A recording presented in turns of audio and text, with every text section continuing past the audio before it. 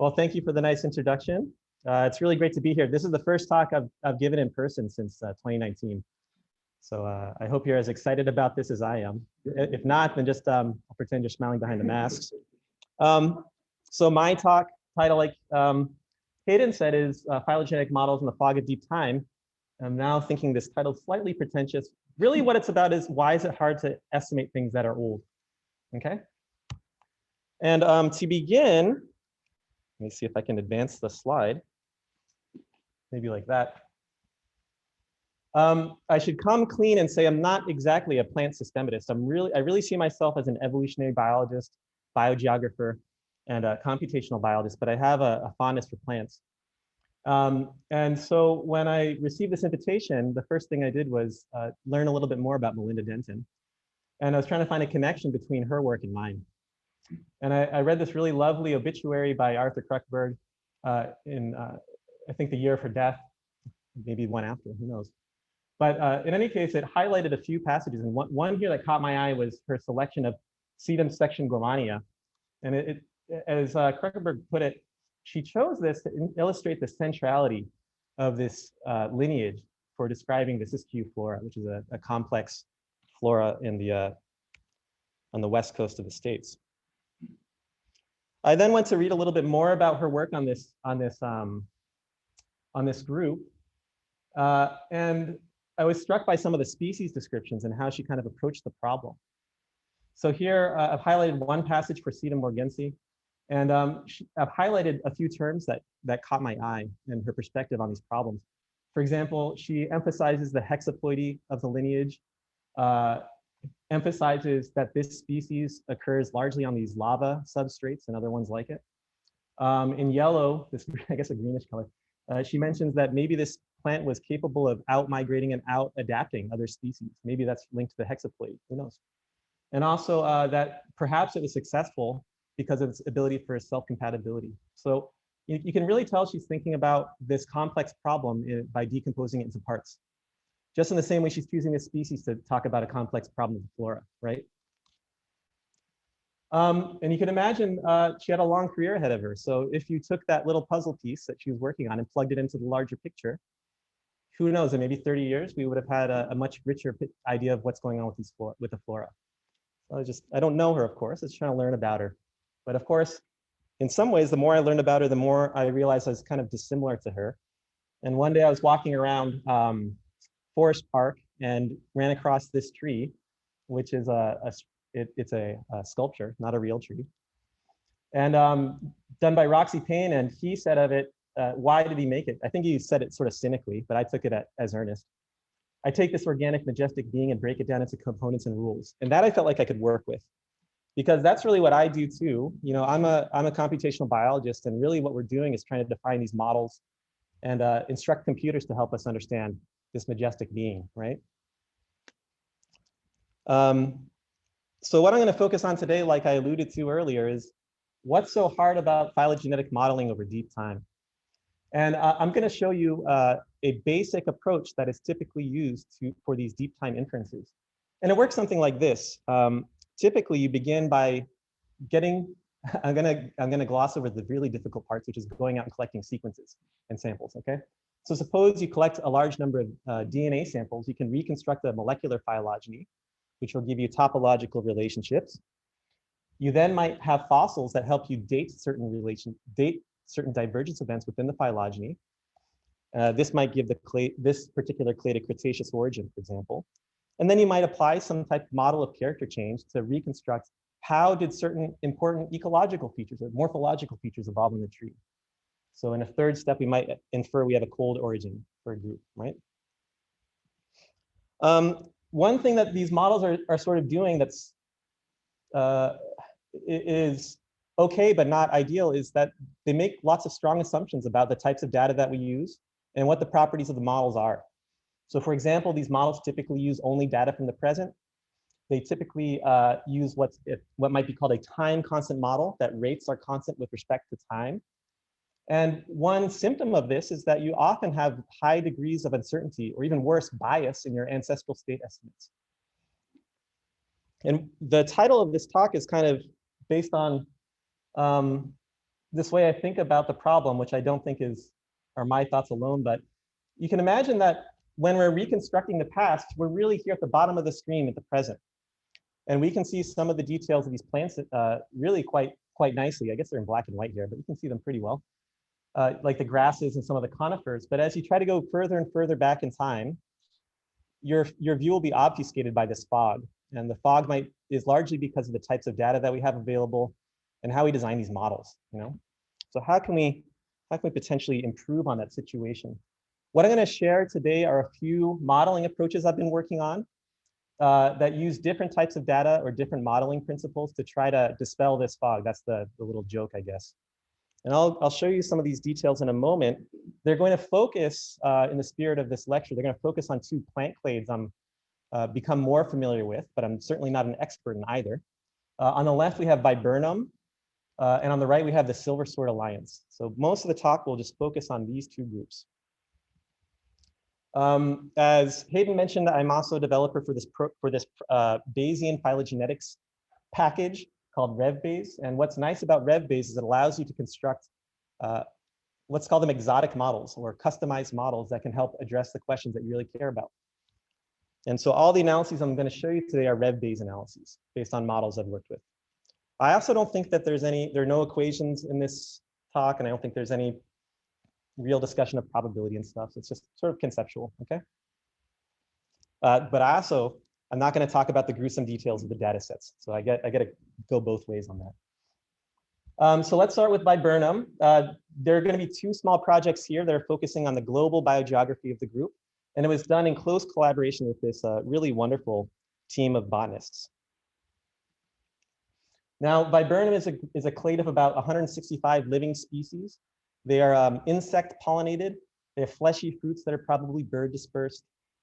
They have different they have evergreen and deciduous leaves variously. And habit, they typically are these woody shrubs, sometimes they're small trees and so on. Just to give you an idea of what we're looking at. Viburnum species tend to live in mesic forests, and largely these forests can be categorized in four groups: tropical, warm temperate, cold temperate, and cloud forests. And to define these habitats, tropical, they basically differ in seasonality and in exposure to freezing temperatures in the cold months.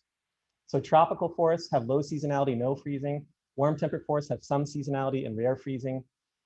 Cold temperate has high degrees of seasonality, yearly fluctuations in temperature, and prolonged freezing months. And cloud forests are very similar to warm temperate forests, except they have different cloud coverage patterns that can cause sort of micro fluctuations in temperature and so forth. Another thing about these habitat types is that Viburnum species leaf morphology, in large part, seems to converge to certain phenotypes depending on the habitat type. For example, tropical biomes, you tend to have these large entire margin leaves with drip tips that are evergreen. In the cold temperate forest, you often have deciduous dentate margin leaves and so forth. So those are sort of typical predictors of climate that people use in paleo botany, for example. Where do they live? Mostly in the northern hemisphere, with maybe 20% of lineages closer to the equator. And these regions are based on, let's say, areas of endemism. And for each region, what I've done is I've shown a pie chart that is proportional in size to the number of species in the region. And the slices in the pie chart tell you something about how many species per biome per region. So if you look at dark blue, which corresponds to cold temperate lineages on the top, those are all in the northern regions. You don't find a lot of cold temperate lineages in Southeast Asia, right? The cloud forest lineages are almost entirely restricted to the neotropics, and the tropical lineages are only in Southeast Asia. So am I supposed to be clicking admit on people? Somebody's doing that? Okay. Well, okay. Entrance is free, I guess. So here we have our six regions. And the main point I want to drive home is that where they are seems to be somehow correlated to what they are, right? Now, when people study Viburnum, there have been two major and coincidentally sort of diametrically opposed viewpoints on how they originated. Here's a study in 2015 calling Viburnum a radiation which has dying embers, by which they mean Tropical diversification seems to have slowed down after the Oligocene. And this is represented by many older tropical lineages in comparison to the many dense clades of cold temperate lineages closer to the present. So this is one viewpoint that's out there. The opposite viewpoint might be that they have a freezing origin. This ancestral state reconstruction favored freezing temperatures by like 55%, I believe. But maybe more convincingly is that there are many wood anatomy details for Viburnum that are conducive with a freezing origin. For example, the wood anatomy in Viburnum, the vessel elements had these scleriform perforation plates, which are thought to, my understanding is they're thought to help break up embolisms. So in freezing temperatures, those occur more readily and they can be fatal to the plant. So what is it, tropical or freezing? And I'm using this a little bit as a double straw man, I suppose. But we'll go ahead anyhow. I'm just curious to see what can we do with the methods and the data sets to potentially improve upon these inferences. So for Viburnum, we have two strategies we'll look at today that are using similar phylogenetic information, but different types of data and modeling assumptions. And we'll see what answers they arrive at. So first, I'm going to focus on Viburnum fossil biogeography. One idea might be that if we can include fossil taxa into our analysis, if we know where those fossils occur, and even better, if we know what habitats those fossils represent, then maybe we can use that information to better reconstruct the ancestral state, right? So here we have 5 pollen grains that are very confidently assigned to Viburnum. And as you can see, most of them are in the Northern Hemisphere. They are all in the Northern Hemisphere, even in terms of paleo latitude, largely in North America and Europe. And most of them are associated with warm temperate biomes. Why are they associated with warm temperate biomes?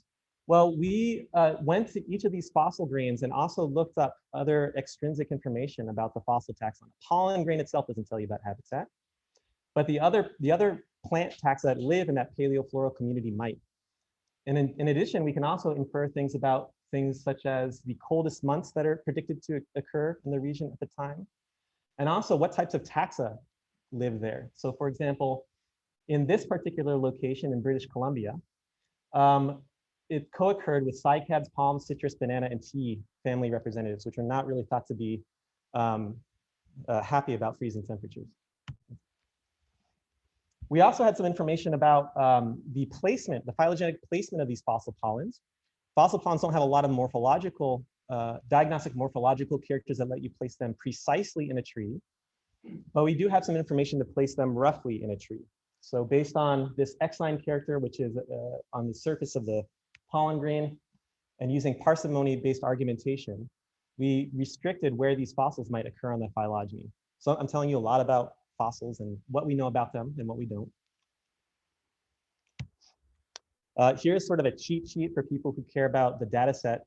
What I want to draw to your attention is that we have different types of molecular data, rad-seq data, chloroplast DNA, some range information, what region species occur in, biomes that they occupy, and so forth. Now, we have most of this information for extant taxa, but only biogeographical and biome information for the fossil taxa, no DNA, right? For our model, we're going to compose a joint inference model that is looking at the molecular evolution, the biogeography, the biome evolution, all of that at the same time. And the basic idea might be something like this. Suppose we have 4 living and 1 extinct fossil species. We have DNA for the living ones, but not the fossil, and other sort of geographical and biome information about all taxa. This seems like potentially a reasonable reconstruction, but so might this be. We don't know what's correct. So what we're going to do is try to integrate over all these possible histories. And I'll show you what that looks like in a moment here with a dazzling animation. So here's one example from a Bayesian analysis. It is one sample from my joint Bayesian posterior. The same phylogeny on the left and right is describing how species ranges on the left evolve according to color, and habitat use or biome affinity evolves on the right. Now, it's not just one sample that I'm getting lots of samples. So I can get basically as many histories that are consistent with my data and the model as I want using this framework. Now, this is hard to summarize, of course, but we can summarize it in some interesting ways. Let's go with the classics like an ancestral state reconstruction. This is for the region where the lineages occur.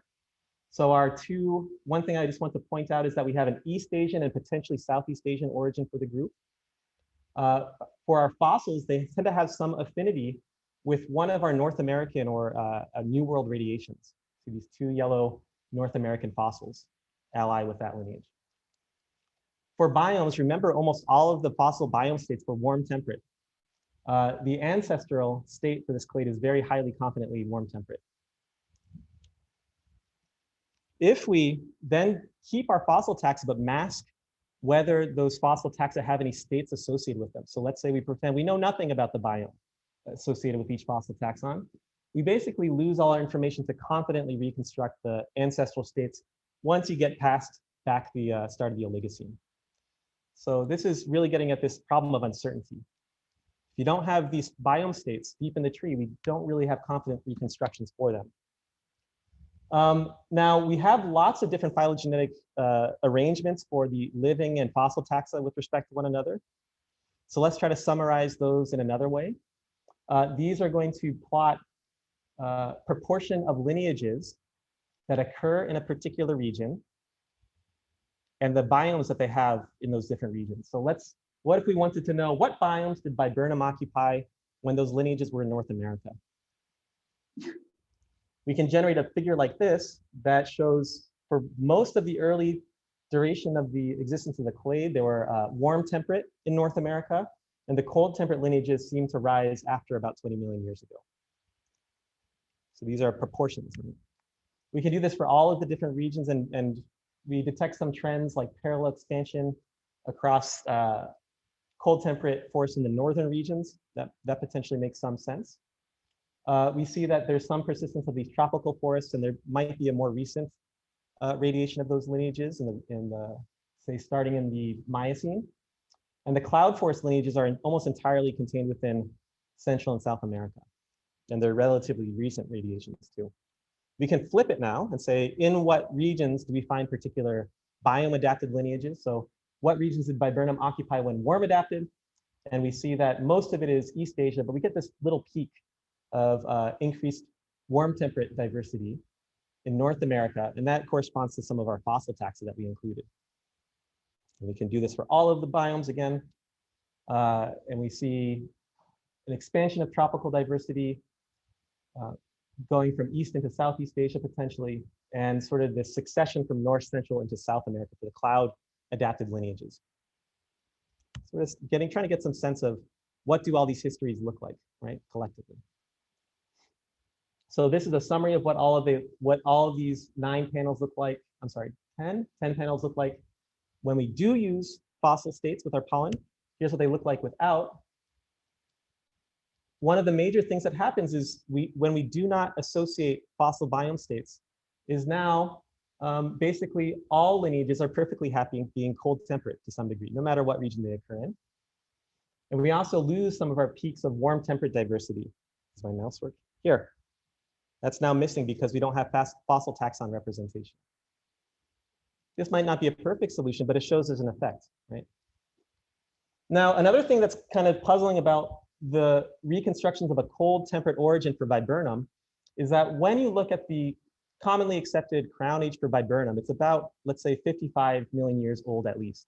And at that time, it's almost exactly coincident with the Paleocene, Eocene thermal maximum, a time when really temperatures are high using certain proxy measurements. There are almost no cold or freezing forests across the planet.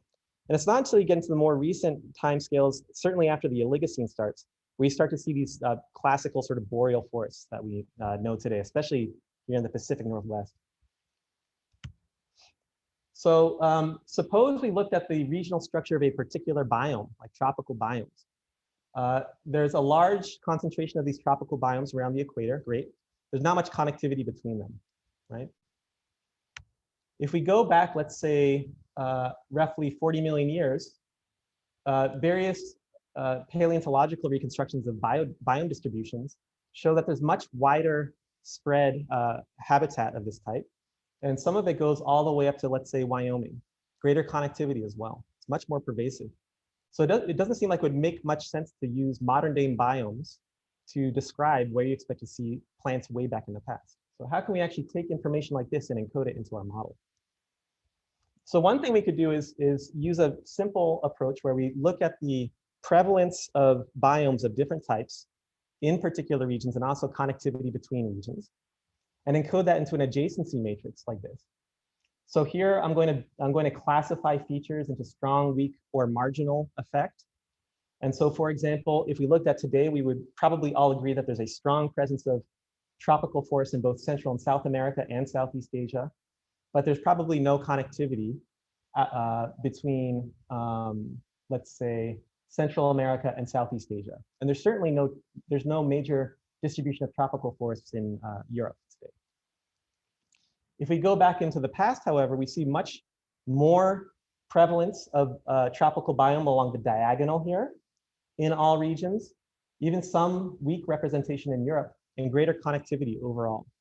So this might make you think that these patterns of the distribution of biomes should affect when and where species change between biomes, but also how they might move between regions.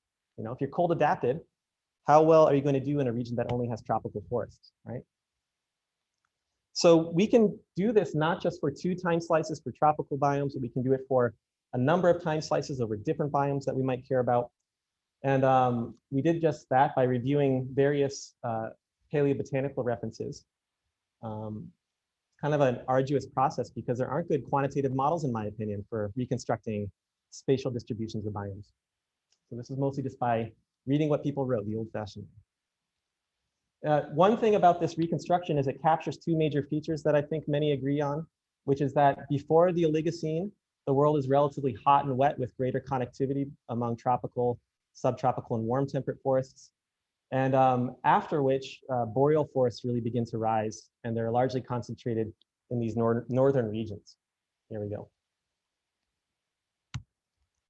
Now, what we're going to do is take this information and try to pass it on to a model of evolution. Let's see if we can do that.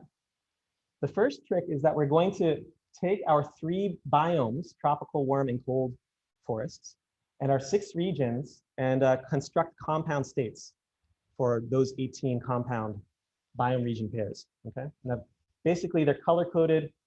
The hue corresponds to region, and the I don't know if that's the right word, saturation is the biome.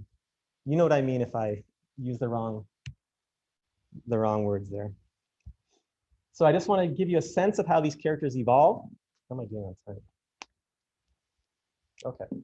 So I'll give you a sense of how these characters evolve within a very simple model, just to show that potentially there's something to learn from what we know in terms of paleobiome distribution. So let's build a rate matrix that looks like this. It's 18 by 18, the 18 compound states, and it has a nice block matrix structure. So I've color-coded it. The block diagonal will tell us something about dispersal rates between regions. And the off block diagonals tell us something about shifting between biomes, okay? And one thing can happen at a time. You either can move between regions on the block diagonals, or you can switch between biomes on the off diagonals. That's the main trick here. So let's just evolve a state, and then I'll show you how this works with the paleobiome information. Suppose you're a lineage that's warm, temperate, adapted in East Asia. We're going to scan that row to determine what our rate of change is. So here, we're warm in East Asia, and some amount of time elapses. This is a stochastic model, so we don't know when things happen precisely. So we'll start in warm East Asia, and then something's going to happen. What happens? Well, we can either shift into a new biome by going to a blue cell, or move into a new region by going to a red cell. So here, stochastically, we decided it's a dispersal event. We go from warm East Asia into warm North America. So one event at a time. We can't move and adapt to new biomes simultaneously. It's a model assumption that is useful for model construction, but maybe not 100% realistic. Something to test, who knows? In any case, our lineage is now in the row corresponding to warm North American state. More time elapses, something else happens. Maybe now we have a biome shift from the warm into the cold temperate habitat type. But you stay in North America, right? So you have an in situ biome shift. And it goes on and on. Now, what we really want to do, though, is take this paleobiome information we have and structure these rates. So here's what one example might look like for a single time slice. And I'm not going into the mathematical details, but this is a fairly flexible model in that it allows us to look at asymmetries in biome shift rates. It allows us to say paleobiomes do or don't matter. It allows us to talk about differential rates of dispersal versus biome shifts and so on. There's plenty of parameters for that.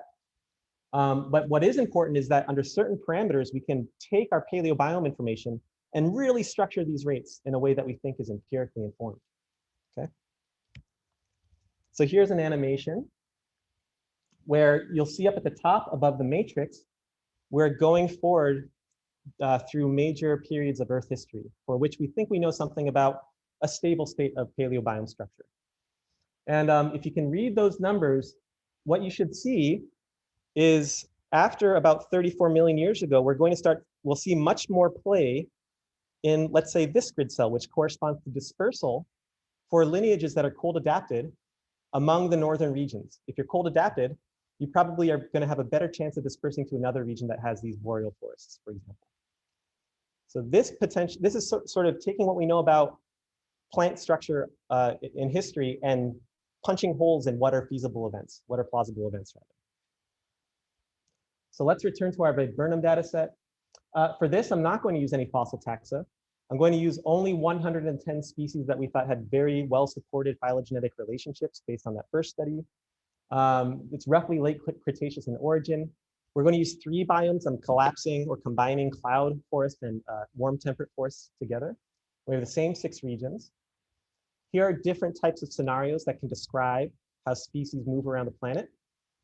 And the main thing I want to tell you is I'm going to construct 1 good model and 2 bad models. So the 1 bad model will be a model that says, we don't care about space and time. Everything can evolve willy-nilly, right?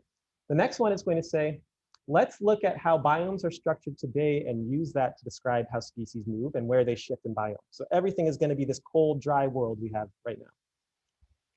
The third model is going to use the entire English breakfast, I guess. So we'll see how these 3 compare. You're not going to be able to see all of the very minute details here, but look at the ancestral root pie there. There's 3 ancestral root states, which all reconstruct an East Asian origin, but they differ to some degree. That might be an understatement. They differ substantially in terms of what types of biomes they prefer. If I use a paleobiome model, 97%, I forget how I rounded it, a large percent goes to tropical or warm temperate East Asian origin. But for the modern biome model and the null biome model, the 2 models that I intentionally made to be unrealistic, both are perfectly happy with a cold East Asian origin or a warm temperate East Asian origin. Warm East Asian origin I'm not too unhappy about, but cold temperate East Asian reconstruction doesn't really reflect how we think plant biome distributions look like back then. It's also not entirely consistent with our fossil-based reconstruction I just showed you previously. I'll mention that again in a moment. These are similar plots to what I showed you for the fossil reconstructions. The proportions represent the proportion of lineages in a particular biome region state combination here. It's all this sort of medium reddish color with some of the pink on top. Warm East Asian, tropical East Asian. Here's the modern biome structure. You see the dark red. Those are the freezing temperature forests that we don't think really were that prevalent before 34 million years ago. Here's the null biome model, where we say anything can happen anytime. It actually does better than the one that's conditioning too heavily on the present day biome distribution. Pretty interesting. And I'd just like to point out again, the first reconstruction using paleobiome structure, in my opinion, is by far the most compatible with what we saw with the using Viburnum fossil pollen data. And it's reciprocal. I could also say the fossil pollen data are most consistent with this one, with the paleobiome reconstruction. So there's a little bit of consilience there in this inference.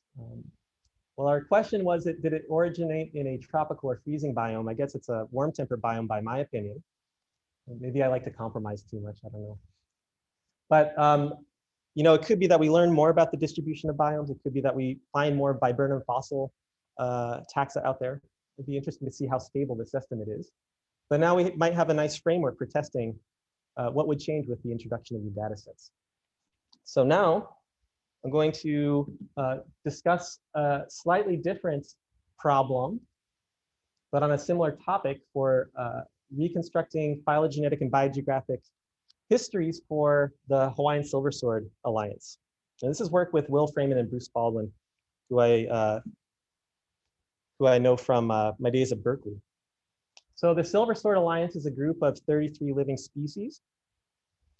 They are separated into 3 genera. The silverswords, I'm going to butcher the pronunciation, Argyrosiphium. The green swords on the right, which is Wilkesia, and then Dubauchia, I think is how you pronounce it, which is actually comprises the bulk of the diversity in the group. And this is a very well-known adaptive radiation in the plant world, of course. One thing that's sort of interesting about this group is that the Hawaiian silverswords are nested within a larger radiation to continental tarweeds from the daisy family. And there are about 100 species of these continental tarweeds, essentially all of which are these small herbaceous annual arid-loving lineages. Okay. The silverswords, on the other hand, have wildly adapted to all sorts of different habitat types, rainforests, alpine deserts, bogs, things like that. Very cool. They've also diversified a great deal in terms of their habit. There's trees, lianas, mats, herbaceous things, and so on. One major question often with these adaptive radiations is what's the timing of it? What's the context of it, right? So one of the first questions that comes to mind when you see this nested pattern and the implied biogeographical relationship is, when did the silversword alliance radiate through Hawaii? Not so easy. Why is that? Well, when we want to estimate phylogeny, especially in the context of time, I know a lot of you know this, but it's very difficult to disentangle rate from time. So with molecular data, we get basically molecular distances between species. And of course, if I give you a distance, there are lots of combinations of rate and time that will give me the same product. So if I say there's 10 mutations separating 2 species, is it 2 mutations per million year for 5 million years? Or maybe it's 5 mutations per million years for 2 million years, right? Now, what people typically will do is either use previously published fossil taxa that are associated with the clade, or even better, work with a paleontologist to contextualize the fossil with respect to the extant radiation, and then use that fossil to essentially solve for time. If I can tell you what time is, I can tell you what rate is. I can also basically then give you an absolute time scale for the radiation. That's all well and good. So we went to the fossil record for tarweeds and silverswords and came up with this list. And so if you don't have any fossils, you have a real problem, which means that you have to somehow calibrate this node, and it's not entirely clear how you should do that. And one technique that people often do is use paleogeological information. So with the Hawaiian island system, it's really great for that type of problem. And I'll try to show you why. If we can associate, for example, the age of a node with where species live, like the age of an island probably predates the age of the lineages that occupy it, probably. Now, Bruce Baldwin and his collaborator, Mike Sanderson, in the late 90s noted that maybe it's difficult. Like, why would this be difficult? Any error in the placement of one island's age along a branch in the phylogeny will basically propagate error throughout the rest of it. So you have to be very careful about how you relate island age to node age. Now, the Hawaiian archipelago, I'm just showing one segment of it. It's actually at least, say, 70 million years old and stretches all the way up to Russia. These are the modern islands, and they're formed through this volcanic hotspot, and they drift to the northwest on the Pacific plate. And they originate about every 1 or 2 million years. And for using various lines of evidence, we have a decent estimate for ages. These are old. I would say these are on the old end of age estimates. Sometimes they're a little bit younger.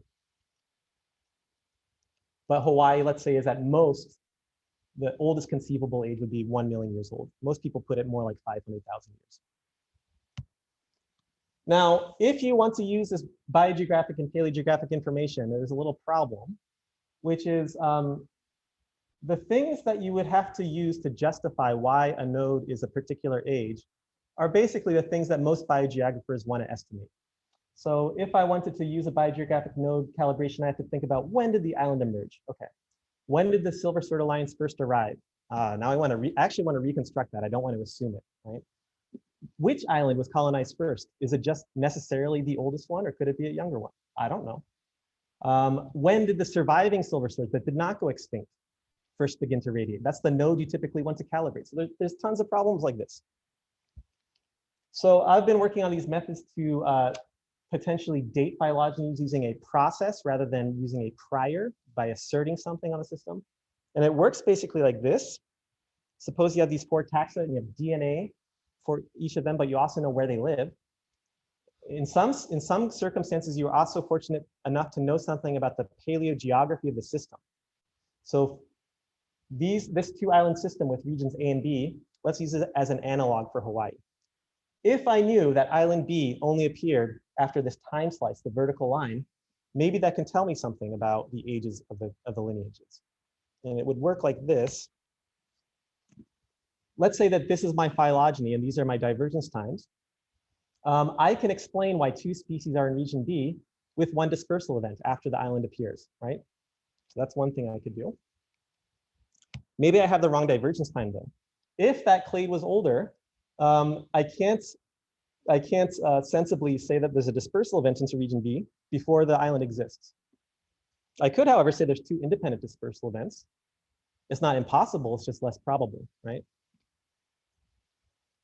Now, it could also be that I don't have the precise correct age for the island. So what if the uncertainty with the island ages themselves is a random variable in the analysis? So, some of the islands have a margin of error of maybe 1.5 million years. That could certainly shift the ages of nodes if you take that date too seriously.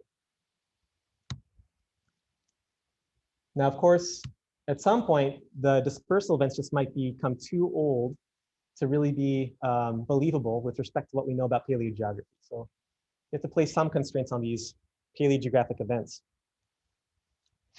Again, here's a small cheat sheet for the data set I was using in the model configuration. This is for people who really like phylogenetics.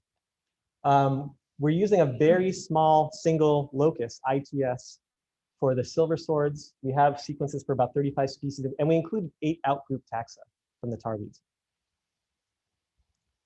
And we also have range data for all those species.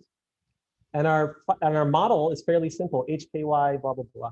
And the important part here is that we're going to be using this time stratified biogeography model here. This means that rates depend on some underlying paleogeographical pattern. We're also going to assume some uncertainty in when those events occurred. When did islands appear and so on.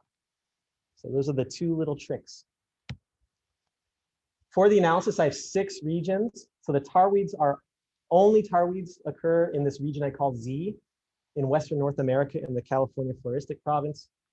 All living silverswords occur in the modern or the high islands, these 4 regions. There is a long string of older unoccupied areas that I included in the model. Who knows, maybe they colonized that first and then made their way into the high islands second. We don't know. So let's average over that possible history, see if it actually is important. So this will be similar to I think the first few slides I showed of the Viburnum phylogeny. I'll show you a snapshot and then some type of animation. So here we have one history from my joint model. These vertical lines give the age at which an island appears. The lineages are colored basically by what region they occupy or what their ranges are. The only ones I really want you to pay attention to are this purplish color, this pinkish color, this greenish color, and yellowish color, and this orange color. All the tar weeds are on the mainland, and we have a transition from this orangish color into Kauai right here. So you get to see when did the silverswords actually colonize the region for the single history that we sampled under the model. And it gives us these major features you'd expect to see. First, the island appears, then it's colonized, then the group radiates. That makes sense. Now, there's a lot of histories, of course.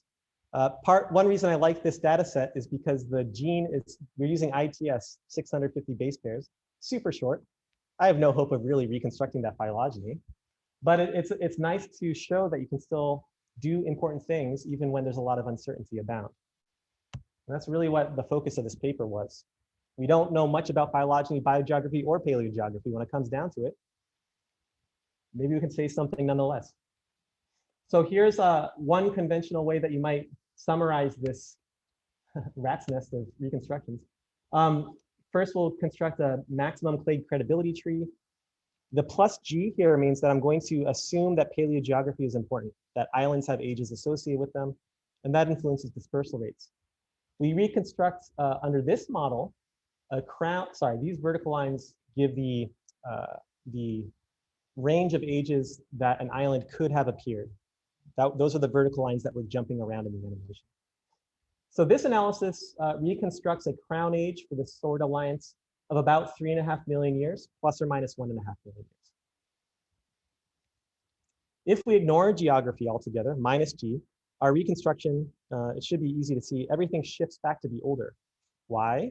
Because lineages can occupy islands whenever they want. That's potentially realistic if we have the island ages wrong, like if the paleogeologists are horribly incorrect. But if those island ages are reasonably true, this may be untenable. Why do I think that? Well, here's one where a lineage occupies Hawaii about 8 million years ago. This is one possible history that can occur when you ignore geography, right?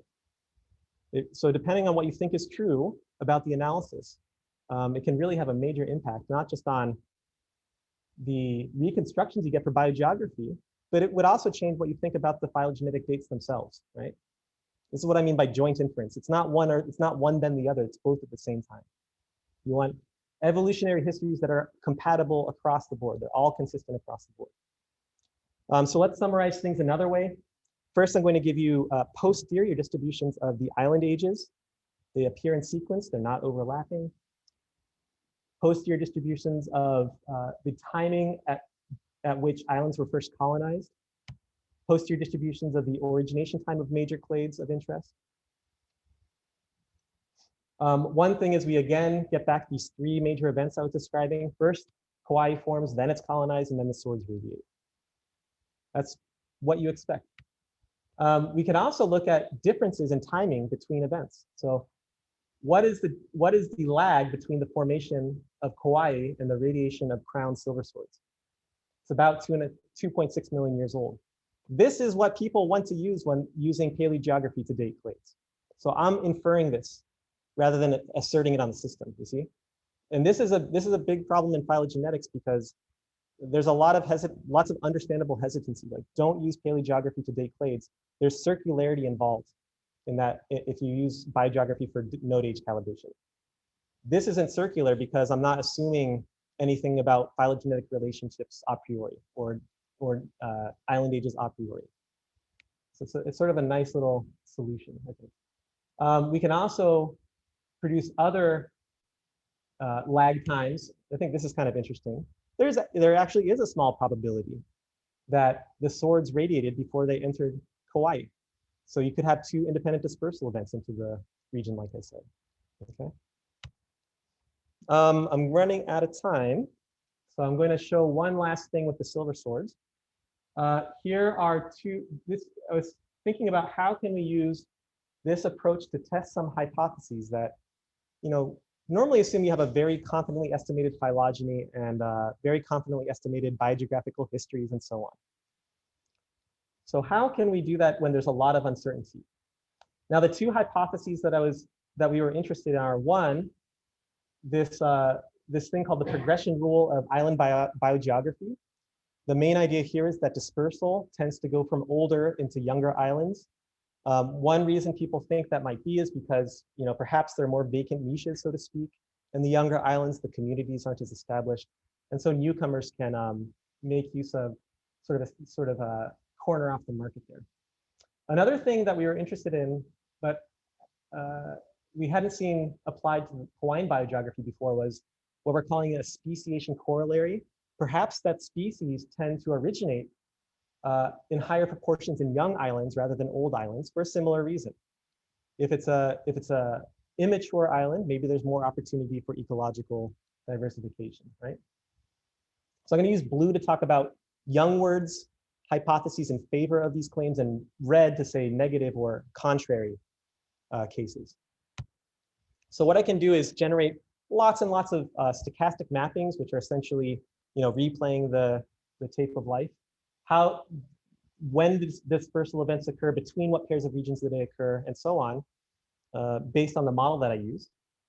And I'll summarize this later, but at a glance, you should see that there's many, many more, much denser representation of these young word arrows on the top than there are on the bottom. So I'll summarize that again later, like I said.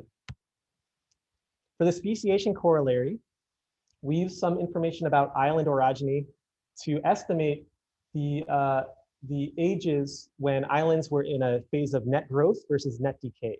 And so we said if it's in a phase of net growth, it's young. If you're in a phase of net decay, it's old. I just hit my 40th birthday, and so I'm realizing I'm in a stage of net decay. I'm going to move on. We found that when we use this classification and basically count up nodes in these different island age phases, we find many more speciation events in these many fewer speciation events in the younger phases than the older phases of island age. One thing to note in this and in all the other figures I showed, we're almost certainly severely underrepresenting extinct lineages, which is a big problem. But there is an enormous number of extremely recent diversification events on Kauai.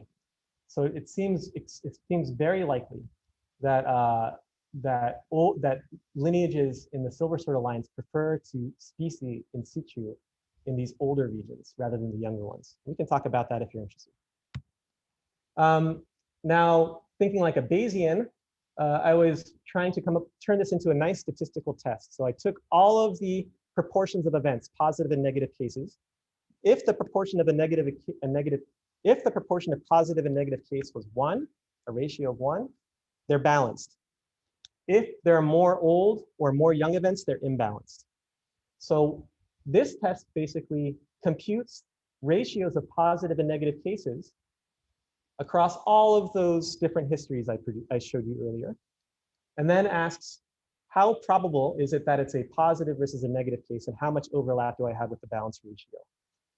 We found in general that speciation events had strong support for occurring on older islands when they're in a phase of net decay, and dispersal tended to prefer the youngward direction. So we have kind of a split, which I think is interesting.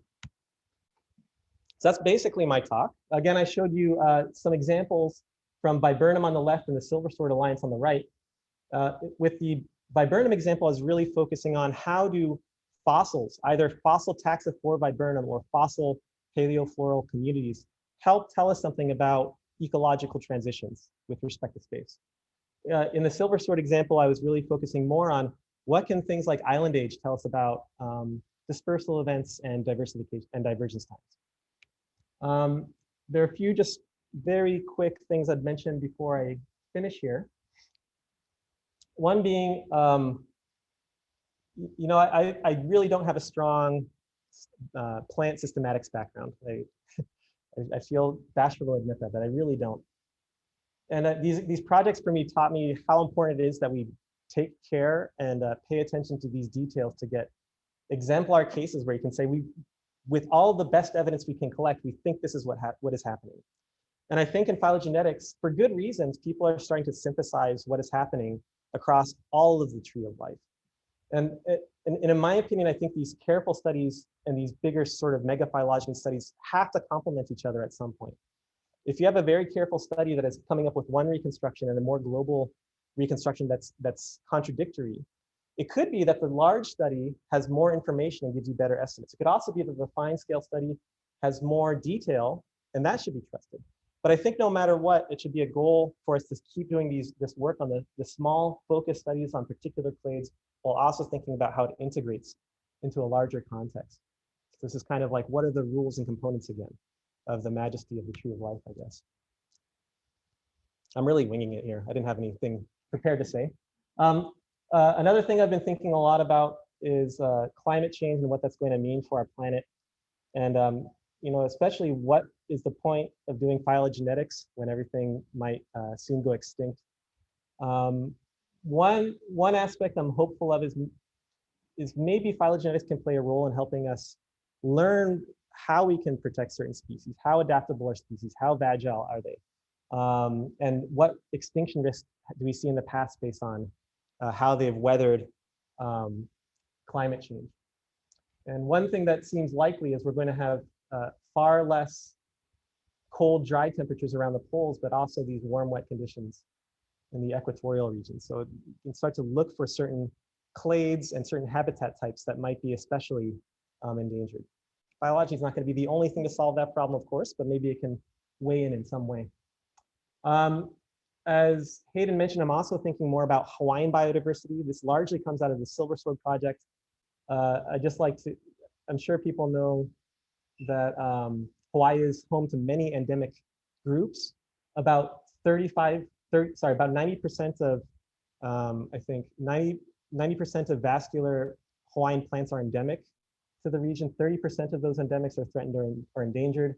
In Kauai, 95% of endemics are threatened and 5% recently went extinct. So it's dire there, to say the least. I have been working with a group of really wonderful Hawaiian botanists where we're trying to integrate detailed botanical and phylogenomic information with these more advanced models and methods. And this is largely led by Felipe Zapata, Nina Ronstadt, Warren Wagner, and I. Bruce Baldwin is very generously helping us out as well. And we have these great postdocs, Fabio Mendez and Isaac, helping with the computation and the botany, respectively. And Sarah Swiston is a wonderful grad student I have in my lab. I'll just touch on one thing that I'm really thinking about next. I couldn't find a way to slip this in, so I'm doing it kind of clumsily here. The Hawaiian work is really the Hawaiian biogeography work I'm thinking about here, and what I showed you with the silver swords, is really about how can we think about the effect of paleogeographical features on rates of change. And the models we have for historical biogeography are not good right now. So I'm really trying to find ways of coming up with more detailed mechanisms, like how should the appearance of a barrier potentially influence the rate at which widespread species split? Or how should paleo altitude in an island affect extinction rates or community diversity and so on? And this paper lays some of the foundation for that type of modeling. And with any luck, we'll soon apply it to the silver swords and other plant groups we're sequencing. One thing I would love to do is really integrate all of these together. And for instance, take into information about the California tarweeds, which I said are almost entirely arid adapted. And what does that mean for the colonization, not only by the silver swords, but other plant groups of the Hawaiian Islands? Because those islands go through distinctive phases of aridity and moisture. So I think there's a lot left to learn about the effect of paleogeography, paleohabitat, and so forth on these clades that might not have great fossil records. So I'm hopeful that might be a curse. In any case, I would also just like to really underscore, I am definitely not the only person thinking about these types of problems. One thing for me is that, again, I started off as a computational biologist, and I naively thought you can infer everything you want from the data we have. It's just a matter of coming up with the perfect model. And I was fortunate to be exposed to all these great ideas coming out in the past decade, which are thinking more carefully about how do we bridge the gap between what we know about today and the past. And so this is kind of a reminder to me at the top: the past is the key to the past, you idiot. So that's basically all I have to share. Again, I really think that by incorporating information about this, by collaborating with people who care about different details of the models and the data sets, we can start to sort of dispel this, this fog of deep time. And that's all I'd like to say. Thank you very much. And if there's time, I'd be happy to take questions.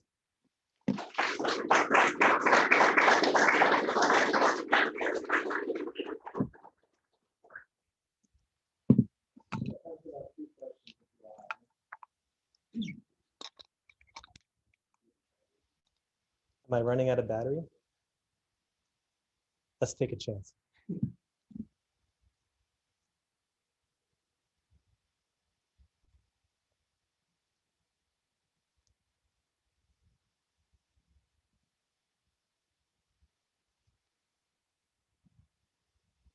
Oh, how about you? I have a totally naive question. I'm very far from this field. But uncertainty in models is an opportunity to figure out through some sort of sensitivity analysis where key data might be most informative for constraint. How is that feedback? Are you applying that here? So the question is, uncertainty from models can tell you something about how sensitive, let's say, estimates of models are to that uncertainty, and where might you place data to help improve those estimates. So one difficulty in evolutionary biology is with these historical reconstructions is normally we're data limited. We have one set of species representing a clade. If we're lucky, we have fossils. So most of what we know about the way these models fail, in my opinion, is largely based on either simulation studies. You run an inference under a situation where you have a perfect data set generated by a computer and then compare it to one where you don't. And that can give you some idea of how important is the data. The other thing you can do is intentionally tie one hand behind the model's back. That's one thing I've tried to do a lot with my modeling work is I try to take a model that has extra features that should help, and then compare it directly to a model that doesn't make use of those features. Now with fossils, especially in plants, we're limited in what's available. Part of it is because they don't always preserve well. Part of it is because we don't have enough paleobotanists. It's not funded as much as it should be to understand Earth history, in my opinion. So in my view, the best option we have is either intentionally withholding data, manipulating the model, or simulation experiments. But yeah, that's a great question. Yeah. Yeah, very interesting how to talk more time animals that don't have fossil records. I'm always really interested in the data and like the ways that you try to look at it in different ways. And I was just wondering, that was interesting that you came up with speciation happens in older animals, historical and younger. And I wondered, I was surprised by that because I use kind of bigger islands, and I was expecting there to be more species there. So does it have anything to do with sort of different kinds of habitats that are on the island? Exactly. Yeah. Okay.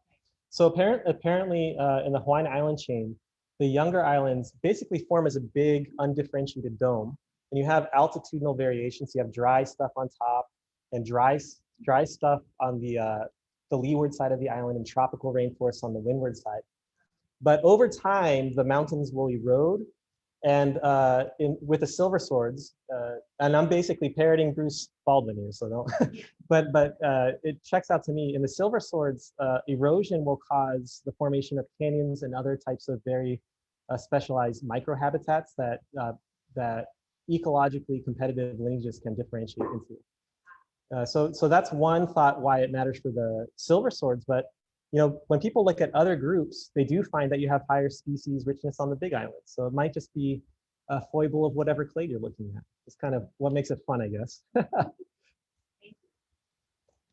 so we're out of time.